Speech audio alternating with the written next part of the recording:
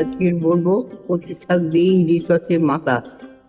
প্রথমে কচু শাকটা কিনবে যখন, তখন কারো কচু যেন হয়, কারো কচুতে গলা চুলকোয় না।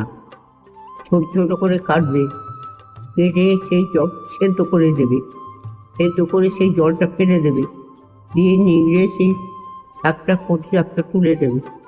কড়াইতে জিরে ফোড়ন দেবে আর সর্ষের তেল দেবে, দিয়ে কচু শাকটা দিয়ে দিলে। আর ইলিশ মাছটা মাথাটা আগে ভেজে রেখে দিও। সেই ইলিশ মাছের মাথাটা ছোট ছোট করে কেটে কচু শাকের মধ্যে দিয়ে দেবে, দিয়ে নুন হলুদ একটু, যদি ঝাল খাও গুঁড়ো লঙ্কা দিয়ে সেটা খুব করে নাড়বে। কাদা কাদা মতন হয়ে গেলে সেটা নামিয়ে খেয়ে দেখুক, খেতে খুব ভালো লাগবে।